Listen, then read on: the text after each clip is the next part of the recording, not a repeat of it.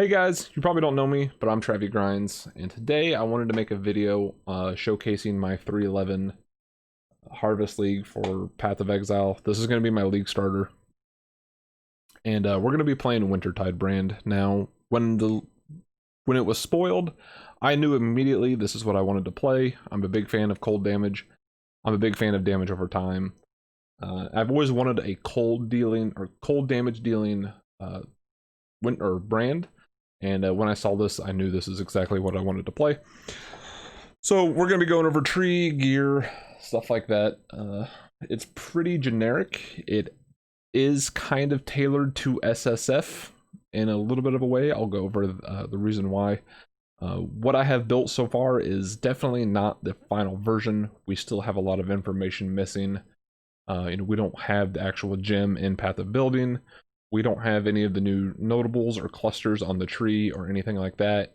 Possibly uniques that might be used. So there is still a lot missing. And I plan on updating the build and the POB as I progress, through the league. And if you guys want to watch, I'll be streaming it live. Link in the description below. You can check me out there. You can just kind of come in. I'll have a command for it. You can just grab it and take a look at it. But yeah, there's none of the new clusters, none of the new skill gems on there.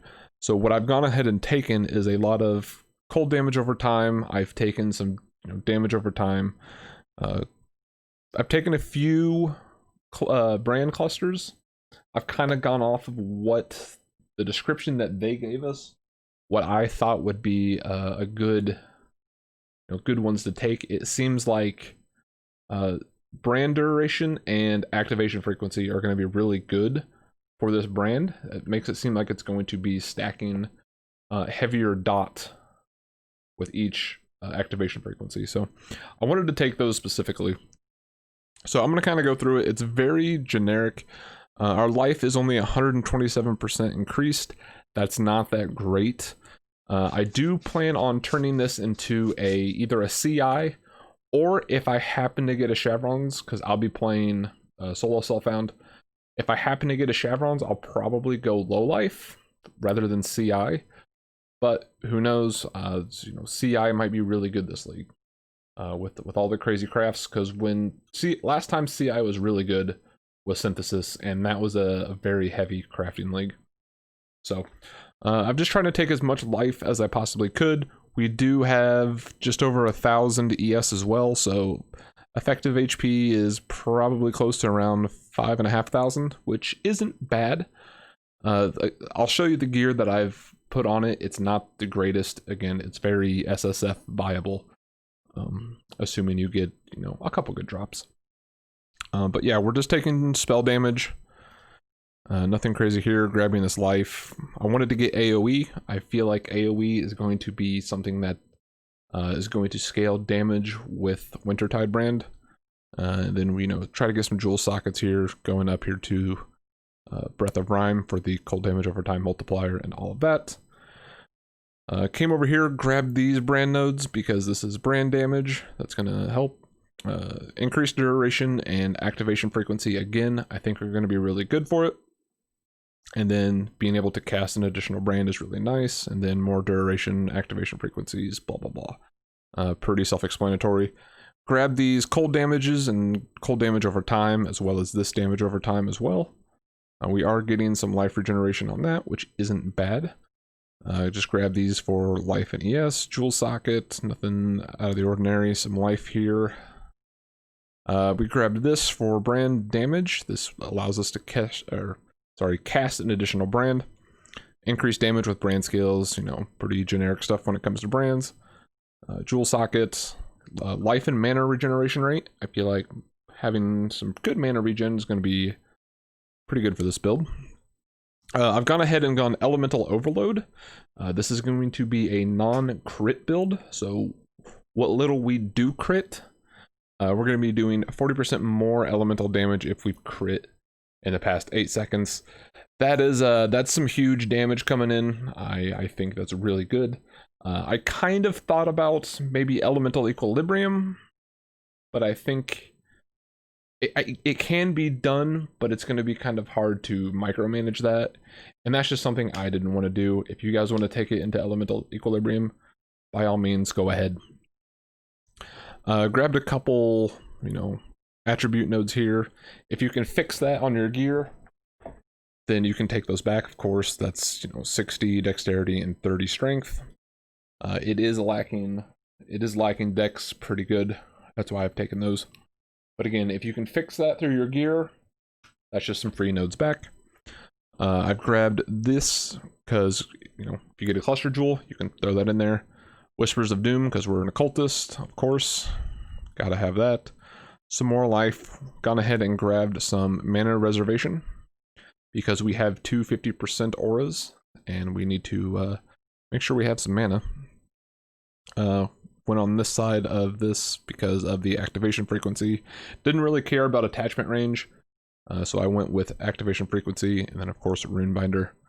Another jewel socket, and then just some life, and that's pretty much a very generic cold damage over time occultist, right? Nothing crazy. For Ascendancies, we're going to be going Void Beacon, Frigid Wake, and then Profane Bloom into Malediction. I'll probably go Profane Bloom first. Probably go that first. Then I'll be going Void Beacon, Frigid Wake, and then finally take Malediction. Because getting that third curse is going to be it's going to be the hardest, and I'll explain that in a little bit later on. But that's the tree, pretty self-explanatory. Again, there's going to be some new clusters, at least one new cluster, I would think. Don't know exactly where that's going to be, so this is a level 83 tree. I generally like to make mine level 90s, because I feel like that's very obtainable for even casual players. But I've left it at 83. That way we know, hey, maybe the a new cluster is up over in here. We're gonna have to spend some time and some points traveling to that. And if it is somewhere nearby, you've got some room for cluster jewels and things like that. So there is some wiggle room on the tree, definitely. Other than that, the tree doesn't really not much to go over on that. For skills, I've got a very clean setup, I feel like. For the 6-link brand, I put Cold Snap in there as like a placeholder. Again, we don't have the gem, don't know what it's going to be, so I can't really give you an effective damage. I would like to think the damage would be relevant to this, at least on a 5-link. I don't know what my 6-link is going to be. But on a 5-link, I would like to think it'd be very similar with the 2 brands that we get as base. Then we get in the 3rd additional. So I would think it would be higher than this on a 5-link. Because we will have 3 brands. The damage seems like it's going to be kind of weird to figure out at first, but yeah. As far as the 6th one, I don't necessarily know. This one's saying elemental focus, which definitely not going to be elemental focused. There is the new Swift brand, I think it's called. I can't remember exactly what it's called, but it's like Swift Affliction for brands. I don't think that's what we're going to want, because that's going to make our duration of brands shorter, but they're going to activate more frequently. So, I mean, it might be better, who knows? That's kind of also another reason why I've left the 6th support, like 5th support gem, the 6th link off of it, because I don't know exactly what it's going to be. The safe bet's just going to be Empower, maybe Inspiration. Inspiration would be pretty good, because we'd have a little bit higher crit strike chance to trigger our elemental overload. Currently, we don't have any crit strike chance, unfortunately, but that can be remedied later.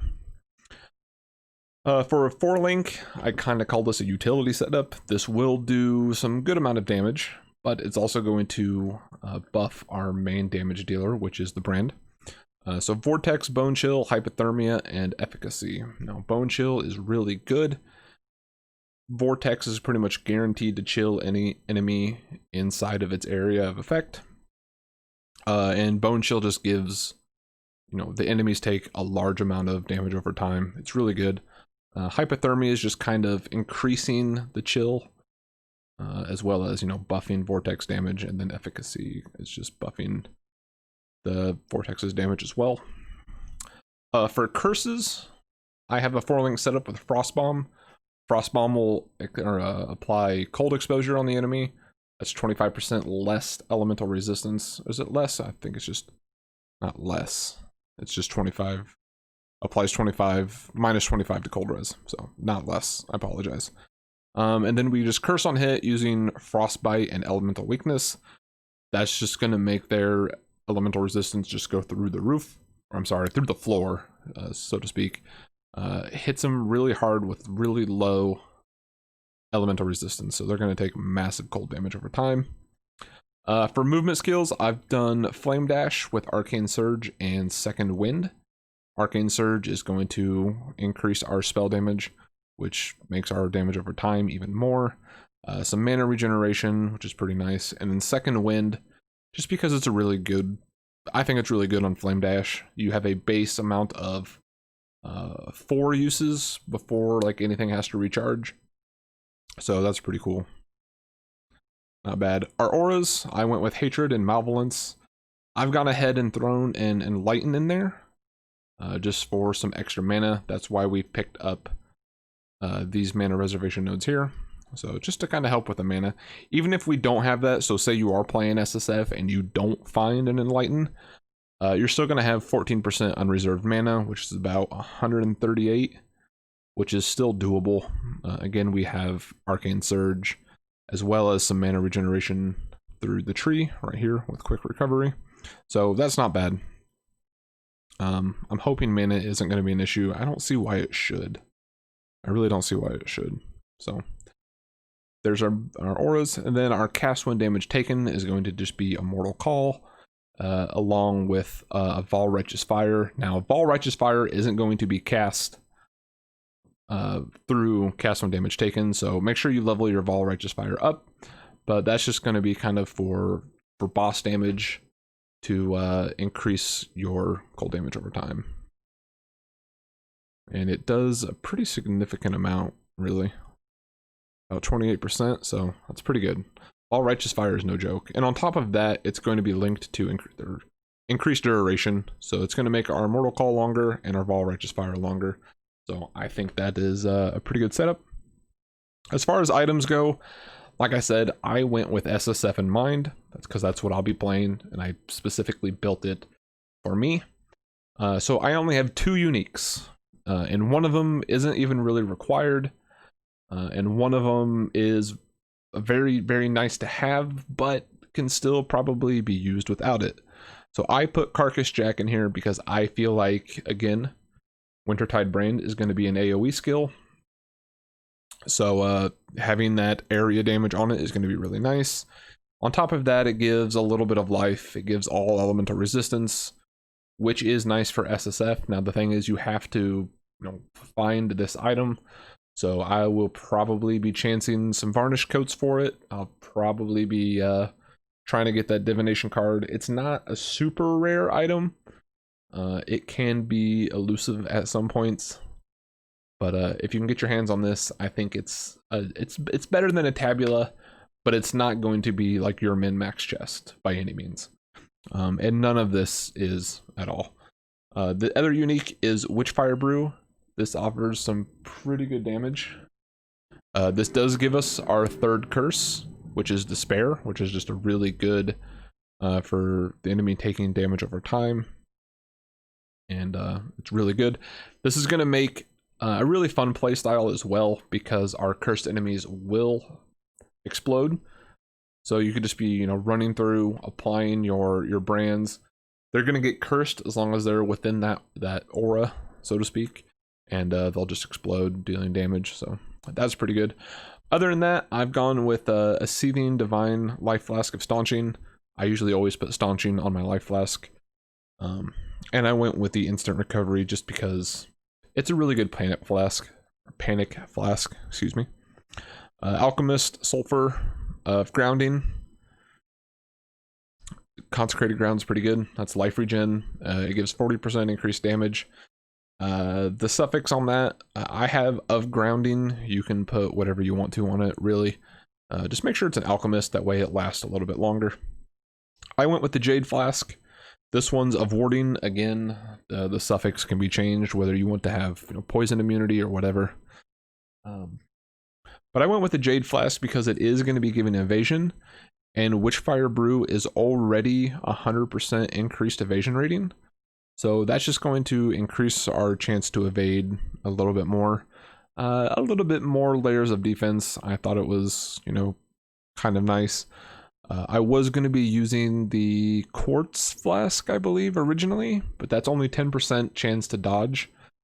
So I figured having, 45% chance to evade would be a lot better than just 10% chance to dodge. So that's why I went with that. And then, of course, Alchemist Quicksilver of Adrenaline. Pretty generic Quicksilver Flask setup. Other than that, it's just simple items. Opal Wand, I have no modifiers put on this, so this is just a flat Opal Wand with nothing on it. So there's a good way to get a lot of damage. Same way with the Spirit Shield. I guess you could use a Titanium Spirit Shield if you wanted to.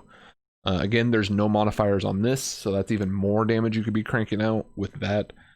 Hubris Circlet, all of the other gear is just pretty much life and resistances. So the helmet, the gloves, the boots, hell, even the amulet is just life and resistance. I did put all attributes on this one just to kind of help fix this. But other than that, just the rings are life and resistance. The belt is life and resistance. Opal rings are going to be pretty good for the elemental damage.